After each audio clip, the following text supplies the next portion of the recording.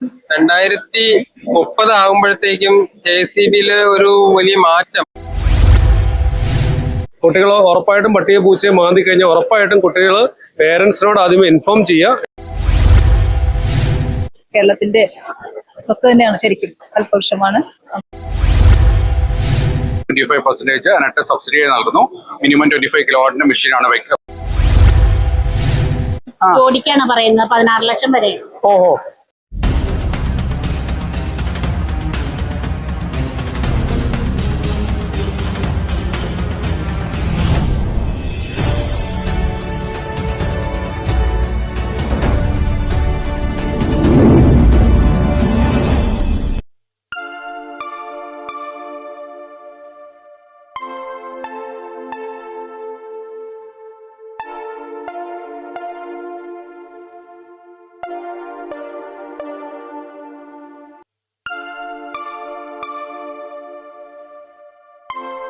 Okay sir, ഒന്ന് പറഞ്ഞു തരാമോ? ഇത് കുറച്ചൊന്ന് വിശദമായിട്ട് പറയാമോ?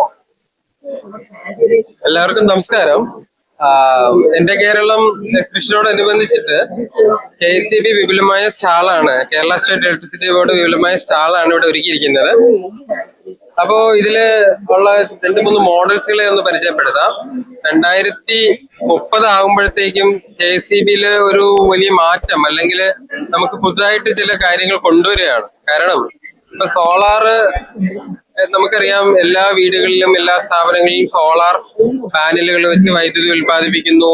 അവർക്ക് ആവശ്യമുള്ള വൈദ്യുതി എടുക്കുന്നു. വലുത് ബാലൻസ് ഉണ്ടെങ്കിൽ KCBക്ക് തരുന്നു. ആ ഒരു സന്ദർഭത്തില് വൈദ്യുതി ഇപ്പൊ പകൽ സമയത്തില് നമുക്ക് ഒരുപാട് ലഭിക്കും. പക്ഷെ ഈ ആൾക്കാർക്കെല്ലാം രാത്രിയില് വൈദ്യുതി ലഭിക്കണമെങ്കിൽ KCB അതിന് പ്രത്യേകം അല്ലെങ്കിൽ പുറത്തുനിന്ന് കൊണ്ടുവരേണ്ട ആവശ്യം വരുന്നു. വലിയ എമൗണ്ട് കൊടുത്തിട്ടാണ് കൊണ്ടുവരേണ്ടി വരിക. അപ്പൊ അതൊന്ന് മറികടക്കാൻ വേണ്ടിയിട്ട് KCB ചില പുതിയ നൂതനമായ സംവിധാനങ്ങൾ കൊണ്ടുവരുന്നുണ്ട്. അപ്പോ ഇത് അതിന്റെ ഒരു മോഡലാണ്. ഡാമിൽ നിന്നും വൈദ്യുതി ഉൽപ്പാദിപ്പിച്ച് പോകുന്ന വെള്ളം പകൽ സമയത്ത് സോളാറിൽ നിന്നും കിട്ടുന്ന വൈദ്യുതി കൊണ്ട് ഒരു പമ്പ് വർക്ക് ചെയ്യിച്ചിട്ട് ഇത് ഡാമിലേക്ക് തിരിച്ച് പമ്പ് ചെയ്യുന്നു. എന്നിട്ട് ഈ വൈദ്യുതി രാത്രി സമയത്ത് നമുക്ക് ഈ ജലവൈദ്യുത പദ്ധതിയിൽ നിന്ന് രാത്രി നമുക്ക് ഉൽപ്പാദിപ്പിക്കുവാനും അതുവഴി ഉപയോഗിക്കാനും സാധിക്കുന്നു. അപ്പോൾ പകൽ സമയത്ത് എനർജി, എക്സസ് എനർജി പമ്പ് ചെയ്യാനായിട്ട്, ജലം തിരിച്ച് ഡാമിലേക്ക് പമ്പ് ചെയ്യാനായിട്ട് ഉപയോഗിക്കുന്ന ഒരു മോഡലാണ് ഈ കാണുന്നത്. ഇത് അതിന്റെ റിസർവോയർ, ഇത് പമ്പ്, ഇത് ഡാമിൽ ഇപ്പൊ നമ്മൾ സാധാരണ ഉപയോഗത്തിന്റെ മറുസൈഡായിട്ട് കണ്ടാൽ മതി. ആ ഉപയോഗിച്ച വെള്ളം ഇവിടെ കൂടി തിരിച്ച് ഡാമിലേക്ക് തന്നെ, റിസർവോയറിലേക്ക് തന്നെ തിരിച്ച് പമ്പ് ചെയ്യുന്ന ഒരു മോഡലാണിത്. അപ്പോ കാറ്റാടിയന്ത്രമാണെങ്കിലും രാത്രിയും ഒക്കെ പകലൊക്കെ ഉപയോഗിക്കാം. പക്ഷെ സോളാർ ആണെങ്കിൽ നമുക്ക് പകൽ സമയത്ത് മാത്രമേ ലഭിക്കുകയുള്ളൂ.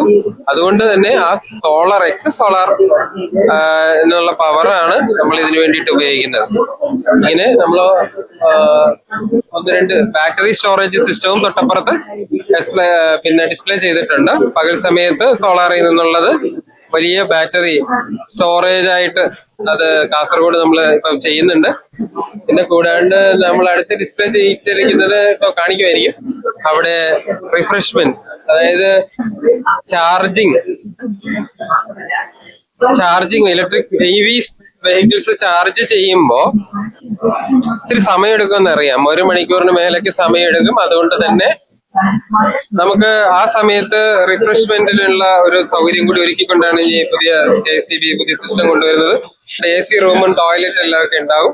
അപ്പൊ ചാർജ് ചെയ്യുന്ന സമയത്ത് ഒരു റിഫ്രഷ്മെന്റ് നടക്കും. അതുകൊണ്ടാണ് റിഫ്രഷ്മെന്റ് ആൻഡ് റീചാർജ്.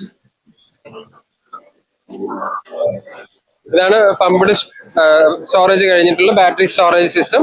ഇതും സോളാറിൽ നിന്നും ഉൽപ്പാദിപ്പിക്കുന്ന വൈദ്യുതി സ്റ്റോർ ചെയ്ത് വെക്കാനും വൈകുന്നേര സമയങ്ങളിൽ 4 മണിക്കൂർ വരെ ഇതിൽ നിന്ന് നമുക്ക് പവർ എടുക്കാം. അതാണ് 2030 ഇത് നമ്മൾ 500 മെഗാവാട്ടില് വരെ വൈദ്യുതി ഇതിൽ നിന്ന് ലഭിക്കുന്ന രീതിയിലുള്ള സിസ്റ്റം ഉടനെ 2030 എഫക്റ്റീവ് ആക്കാനുള്ള പദ്ധതികളാണ് മുന്നോട്ട് പോകുന്നത്. അപ്പൊ KCBയുടെ ഇത്രയും കാര്യങ്ങൾ കേൾക്കുന്ന എല്ലാവർക്കും നന്ദി. അനട്ട് നടത്തുന്ന വിവിധ പദ്ധതികളാണ്. അതിൽ ഒന്ന് അനട്ട് EV ചാർജിങ് സ്റ്റേഷനുകൾക്ക് ഇൻസ്റ്റാൾ ചെയ്യുകയും ചെയ്യുന്നുണ്ട്. അതുപോലെ തന്നെ EV ചാർജിങ് സ്റ്റേഷനുകൾക്ക് സബ്സിഡി നൽകുന്നുണ്ട്. ഫാസ്റ്റ് EV ചാർജിങ് സ്റ്റേഷനുകൾ വയ്ക്കുമ്പോൾ അതിന്റെ DC മെഷീന്റെ കോസ്റ്റിന് 25% അനട്ട് സബ്സിഡി നൽകുന്നു. മിനിമം 25 കിലോവാട്ടിന്റെ മെഷീനാണ് ഫാസ്റ്റ് ചാർജിങ് മെഷീനാണ് വെക്കേണ്ടത്. 50 കിലോവാട്ട് 60 കിലോവാട്ട് മെഷീൻ വരെ സബ്സിഡി ഉണ്ട്. അത് കൂടാതെ അതിന്റെ കൂടെ സോളാർ പവർ പ്ലാന്റ് ഇൻസ്റ്റാൾ ചെയ്യുകയാണെങ്കിൽ അതിൽ 5 കിലോവാട്ട് മുതൽ 50 കിലോവാട്ട് വരെയുള്ള സോളാർ പ്ലാന്റുകൾക്കും പെർ കിലോവാട്ടിന് ഒരു നിശ്ചിത തുക കഴിഞ്ഞ സാമ്പത്തിക വർഷത്തിൽ അത് 20,000 വെച്ചായിരുന്നു.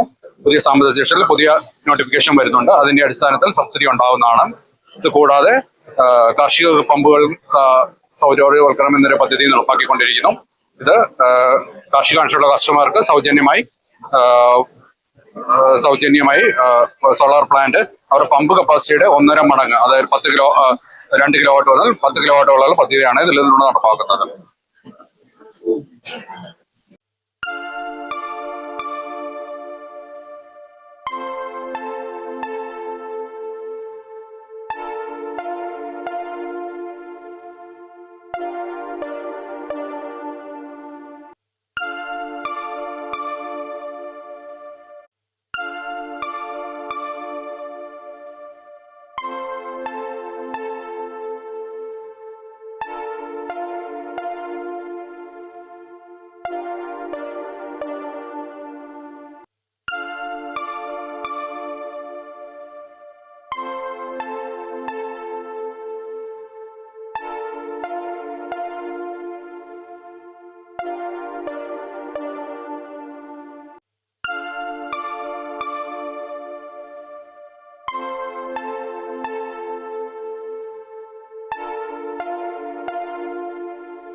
ചേച്ചി ഇതിന് കുറച്ചൊന്ന് പറഞ്ഞു തരാവോ? ഓക്കെ, പറഞ്ഞോ. ഇത് നാട്ടിപ്പതി കോശ മൈക്ക് പിടിച്ചോ. ബ്രീഡായ ആന്ധ്ര ഇനം പുങ്കന്നൂര് മിനിച്ചർ കൗവാണ്. ഇതിന് 1 വയസ്സുണ്ട് ഇപ്പൊ. 1 വയസ്സുണ്ട്. 2 അടി മേളില് പൊക്കമുണ്ട്. 2 അടി മേളില് പൊക്കമുണ്ട്. 1 വയസ്സായിട്ടുണ്ട്. 1 വയസ്സായിട്ടുള്ളൂ. അപ്പൊ ഇത്ര ആവുമല്ലോ അതിന്റെ പൊക്കം? മാക്സിമം ഇത്ര ആവുള്ളൂ. ആണോ? ഇതിന്റെ ലൈഫ് എത്രയെന്ന് അറിയാവോ? അത് ഇപ്പൊ 12 വർഷം 15 വർഷം വരെയൊക്കെ. ആണോ? 12-15 വർഷം വരെ മാക്സിമം ഉണ്ടാവും അല്ലേ? അത് ശരി. ഇതെവിടെ നമ്മൾ ഇന്ത്യയിൽ കിട്ടുന്ന സാധനമാണോ? ഇന്ത്യ കിട്ടുന്നതാണ്. ഇന്ത്യയിലെ ആന്ധ്രയില് പുങ്കന്നൂർ എന്ന് പറഞ്ഞ ഗ്രാമത്തിലുള്ളതാണ്. ആന്ധ്രയിലാണോ? ആന്ധ്രയില് വീടാണ്. ആന്ധ്രയിൽ എവിടെയാണ്? പുങ്കന്നൂർ എന്ന് പറഞ്ഞൊരു ഗ്രാമത്തിലുള്ളതാണെന്നാണ് പറയുന്നത്. പുങ്കന്നൂർ അത് ഏത് ജില്ലയിൽ പെടുന്നതാണ്? ആന്ധ്രയിൽ ഏത് ജില്ല ഏതെങ്കിലും അറിയാവോ? അതറിയത്തില്ല നമുക്ക്. നമ്മള് യൂട്യൂബിൽ നിന്ന് വഴി കണ്ടാണ്. ഇതിന്റെ നോർമൽ ഒരു ബ്രീഡ് ഉണ്ട് അമ്മ. അതിന് നമ്മള് ഇത് ചെയ്ത് നമുക്ക് ഉണ്ടായതാണ്. ആന്ധ്രയിൽ കിട്ടൂത്. ശരി. നമുക്ക് ആർക്ക് വേണമെങ്കിൽ മേടിച്ച് വളർത്താം അല്ലേ? നല്ല ഇണക്കമുള്ളതാണ്. അല്ല ചേച്ചി, അപ്പൊ ഇതെങ്ങനെ നമ്മൾ സാധാരണ പശുക്കൾക്ക് കൊടുക്കണം ആഹാരം തന്നെ കൊടുത്താൽ മതി? വലിയ പശുവിന്റെ ഫീഡൊന്നും കൊടുക്കുന്നുണ്ട. സാധാരണ നമുക്ക് പുല്ല് കൊടുക്കാം, വൈക്കോല് കൊടുക്കാം, പിന്നെ പച്ചവെള്ളം, പിന്നെ നമുക്ക് ഇതില്ലേ കടലപ്പിണ്ണാക്ക്, തേങ്ങാപ്പിണ്ണാക്ക്, ഗോതമ്പ് തവിട് അങ്ങനെയുള്ള ഫീഡൊക്കെ കൊടുത്താൽ മതി. വളരെ കുറച്ച് മതി. ശരിക്കും പറഞ്ഞത് വീട്ടിന്റെ അകത്ത് വരെ നമുക്ക് ഓടിച്ച് അങ്ങനെ വളർത്താം. നമ്മൾ സാധാരണ ഇപ്പൊ വീടുകളിൽ കുറെ പൂച്ചം പട്ടി ഇങ്ങനെയുള്ള വളർത്തുമല്ലോ, അതുപോലെ നമുക്ക് വളർത്താനൊക്കെ ഇതുണ്ടല്ലേ? ഇതിന് അങ്ങനെ എന്തെങ്കിലും പെർമിഷന് അങ്ങനെ എന്തെങ്കിലും റൂൾ എന്തെങ്കിലും ഉണ്ടോ? ഇത് അങ്ങനെയൊന്നുമില്ല. സാധാരണ നമ്മളൊരു ജീവി വളർത്തുന്ന പോലെ വളർത്താം. ഓക്കെ. വില ഒന്ന് നമുക്ക് ഇത് ഉണ്ടായതാണ് ഇപ്പൊ പറയുന്നത്. 16 ലക്ഷം വരെ ഞാനിത് കണ്ടിട്ടുണ്ട്. ഇതിന്റെ വില ഒരെണ്ണത്തിന് 16 ലക്ഷം വരെ പറഞ്ഞേക്കുന്നത്. ജോഡിക്കാണ് പറയുന്നത് 16 ലക്ഷം വരെ. ഓഹോ. അതിൽ കൂടുതലുണ്ടോന്ന് അറിയത്തില്ല. ഏതായാലും 1 ലക്ഷത്തിന്റെ മേളിലുണ്ട്. എവിടെ കിട്ടുന്നത്? ഇത് ആന്ധ്രയില് ഡോക്ടർ രാംരാജ് എന്ന് പറഞ്ഞ ഡോക്ടർ വികസിപ്പിച്ചെടുത്തേക്കുന്ന ബ്രീഡാണ്. ഇത് മിനിയേച്ചറാണ്. ഇതിന്റെ ചെറിയ ബ്രീഡ് മൈക്രോയും നാനോയും ഉണ്ടെന്നാണ് പറയുന്നത്. അവിടെ ഇത് മാത്രമല്ല ശരിക്ക് ഇതിന്റെ ഇത് മാത്രമേ ഫീമെയിലും മെയിലുണ്ടാ?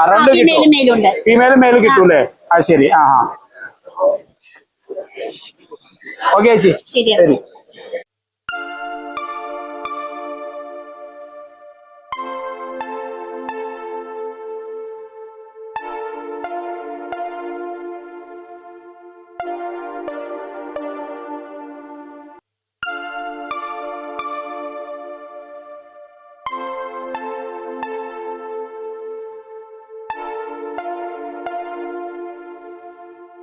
പറഞ്ഞോ. ഇത് മൃഗസംരക്ഷണ വകുപ്പ് നടപ്പിലാക്കുന്ന മിഷൻ റാബീസ് എന്ന് പറഞ്ഞ പദ്ധതിയാണ്. അതായത് കേരളത്തെ റാബിസ് ഫ്രീ കേരള ആക്കുക എന്നാണ് ഉദ്ദേശിക്കുന്നത്. ഞാൻ എറണാകുളം ജില്ലയുടെ എഡ്യൂക്കേഷൻ ഓഫീസറാണ് മിഷൻ റാബിസിന്റെ. പട്ടിയോ പൂച്ചയോ കടിക്കുകയോ മാന്തുകയോ ചെയ്തു കഴിഞ്ഞാൽ നമ്മൾ ആദ്യമേ പേടിക്കൊന്നും വേണ്ട. നമ്മൾ നേരെ പോയി റണ്ണിങ് വാട്ടറിൽ 15 മിനിറ്റിന് മുകളിൽ നന്നായിട്ട് സോപ്പിട്ട് കഴുകിയിട്ട് നേരെ ഹോസ്പിറ്റലിൽ പോയി വാക്സിനേറ്റഡ് ചെയ്യുക. അതാണ് മെയിനായിട്ട് നമ്മൾ ചെയ്യേണ്ടത്. ഇപ്പോൾ കുട്ടികളൊക്കെ ആണെങ്കിൽ കുട്ടികൾ ഉറപ്പായിട്ടും പട്ടിയെ പൂച്ചയെ മാന്തി കഴിഞ്ഞാൽ ഉറപ്പായിട്ടും കുട്ടികൾ പേരൻസിനോട് ആദ്യമേ ഇൻഫോം ചെയ്യുക. എന്നിട്ട് ഹോസ്പിറ്റലിൽ പോയി വാക്സിനേഷൻ നിർബന്ധമായിട്ടും ചെയ്യണം. അതുപോലെ തന്നെ നമ്മൾ വീട്ടിൽ വളർത്തുന്ന പട്ടിയും പൂച്ചയാണെങ്കിൽ അത് വാക്സിനേറ്റഡ് ആണെങ്കിൽ പോലും നമ്മൾ നിർബന്ധമായിട്ടും വാക്സിനേറ്റഡ് ആയിരിക്കണം. ഇത് എല്ലാ ജനങ്ങളിലും നമ്മൾ പറഞ്ഞു കൊടുക്കുന്നുണ്ട്. എല്ലാ സ്കൂളുകൾ, കോളേജുകൾ എല്ലായിടത്തും നമ്മൾ ഈ പറയുന്ന അവയർനെസ് കൊടുക്കുന്നുണ്ട്. മിഷൻ റാബീസിന്റെ എഡ്യൂക്കേഷൻ ടീം കേരളത്തിലെ എല്ലാ ജില്ലകളിലും ഈ പറയുന്ന അവയർനെസ് പ്രോഗ്രാം ചെയ്തു വരുന്നുണ്ട്. ഇൻഡോർ പ്ലാന്റ്സിന് എല്ലാം വെക്കാനുള്ള ഇന്റീരിയർ ഡെക്കറേറ്റർ ആയിട്ട് ഉപയോഗിക്കാം.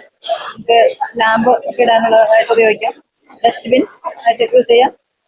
ന്യൂസ് പേപ്പറോ മാഗസിൻസ് ഒക്കെ ന്യൂസ് പേപ്പറോ മാഗസിൻസ് ഒക്കെ സൂക്ഷിക്കാം. പ്രകൃതിദത്തമായിട്ടുള്ള ഒരു ഉൽപ്പന്നമാണ്. പ്രകൃതിയോട് ഇണങ്ങി ചേർന്ന് മനുഷ്യരാശിക്കെല്ലാം യാതൊരു ദോഷങ്ങളും ഇല്ലാതെ ഉപയോഗിക്കാവുന്നതാണ്. പ്ലാസ്റ്റിക്കിന്റെ യൂസ് കുറച്ചുകൊണ്ട് പ്രകൃതിദത്ത ഉൽപ്പന്നങ്ങളിലേക്ക് ഇണങ്ങി ചേരാൻ. കേരളത്തിന്റെ തനത് കൽപവൃക്ഷമായ തെങ്ങിൽ നിന്നുള്ള ഉൽപ്പന്നങ്ങളാണ് ഇതെല്ലാം. തെങ്ങിൽ നിന്നുള്ള ചകിരി ഉപയോഗിച്ച് നമുക്ക് ധാരാളം ഉൽപ്പന്നങ്ങൾ ഉണ്ടാക്കാം. എല്ലാവരും പ്രകൃതിദത്ത ഉൽപ്പന്നങ്ങൾ ഉപയോഗിക്കാം. കളികൾ കയർ ഉൽപാദനത്തെ കുറിച്ച് ജനങ്ങളിലേക്ക് ജനങ്ങളെ കാണിച്ചു കൊടുക്കാനുള്ള ഒരു പരിശ്രമവും നടത്തുന്നുണ്ട്.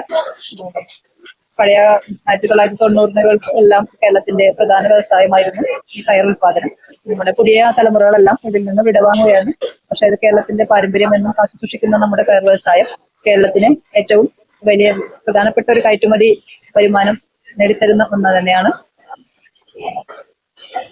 തെങ്ങിൽ നിന്നുള്ള എല്ലാ ഉൽപ്പന്നങ്ങളും നമുക്ക് ഏതെങ്കിലും ഉൽപ്പന്നങ്ങൾ എല്ലാ ഭാഗങ്ങളും നമുക്ക് ഉപയോഗമുള്ളത് തന്നെയാണ്. എല്ലാവർക്കും തെങ്ങ് നിന്നുള്ള ഉൽപ്പന്നങ്ങൾ, കയറ്, ചകിരി എന്നിവ ഉപയോഗിച്ചുള്ള ഉൽപ്പന്നങ്ങൾ ഉപയോഗിക്കാൻ കഴിയണം. അത് നമുക്ക് ഒരിക്കലും കേരളത്തിന്റെ സ്വത്ത് തന്നെയാണ്. ശരിക്കും കൽപവൃക്ഷമാണ് നമ്മുടെ തെങ്ങും അതിൽ നിന്നുള്ള ചകിരി എല്ലാ ഉൽപ്പന്നങ്ങളും. ഇവിടെ ഞങ്ങൾക്ക് ഇന്ന് കേരള സർക്കാരിന്റെ 2ാം ഘട്ടത്തിന്റെ 4ാം വാർഷികത്തോടനുബന്ധിച്ച് 2025 മെയ് 17 മുതൽ 23 വരെയുള്ള 7 ദിവസങ്ങളിൽ ഇവിടെ ഒരു സ്റ്റാള് അനുവദിച്ചു തന്നു. ഇത് ഒരുപാട് ജനങ്ങൾക്ക് പ്രയോജനപ്രദമായിട്ടുണ്ട്. ഒരുപാട് വൈവിധ്യമുള്ള ഉൽപ്പന്നങ്ങളെല്ലാം ജനങ്ങളിലേക്ക് എത്തിക്കാനും ഇത് കഴിഞ്ഞു.